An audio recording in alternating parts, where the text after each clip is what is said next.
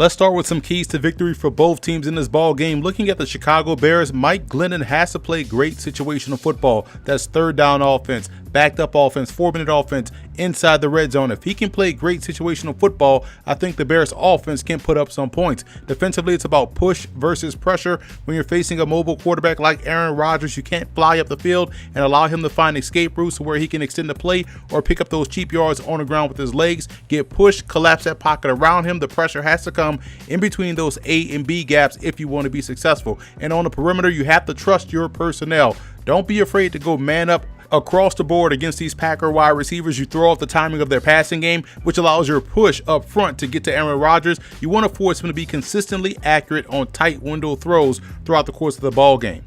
Moving over to the Green Bay Packers in this ball game, I wouldn't hesitate to go empty with a guy like Aaron Rodgers. He can be their running game because he has the mobility. He also has the ability to pick apart a defense when you spread the field. Also, the biggest reason why you want to spread the field against Chicago, when you look at Green Bay's depth chart, their 4th and 5th receivers and their tight end depth chart is better than the 4th and 5th corners of the Chicago Bears, better than that 3rd safety of the Chicago Bears. So you have the advantage when you spread the field. You can also utilize Ty Montgomery in his more natural position, in my opinion, at wide receiver, and still have that element of the quick screen, the slip screen, those bubble screens, to where he can still be a runner in space. So I would go empty, force Chicago to weaken their depth chart by going to their 3rd and 4th corner, and pick your poison and take advantage of the individual matchups that you find on the outside.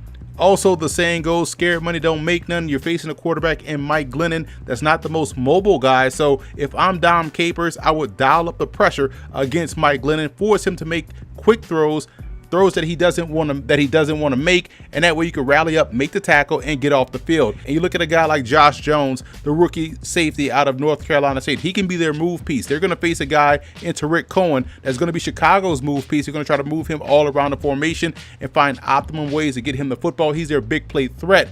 Match that type of athleticism with a guy that's your own big play athlete in Josh Jones. Find ways to get him moved around the defense. Find big ways to get him involved to make plays for that defense.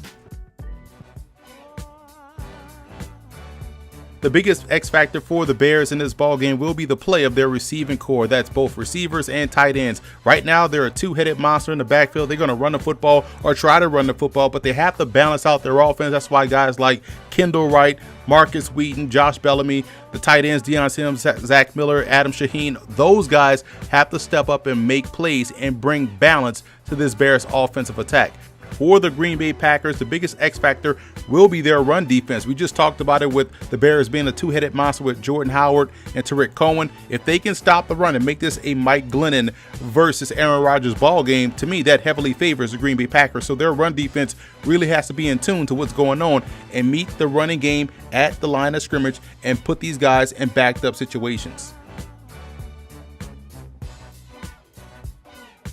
I like the Packers in this ball game. I think what you'll see early on is Green Bay try to neutralize those weakened offensive tackles that they're going to be playing with in this ball game by trying to run the football. They'll realize they won't be successful, so they'll go to the next best thing, the spread game, quick passing game, neutralize their inability to pass protect by getting rid of the football quickly. And I think this game will become an Aaron Rodgers versus the Chicago Bears type game. I think in that situation with those receivers against that secondary, that's a matchup the Packers can win.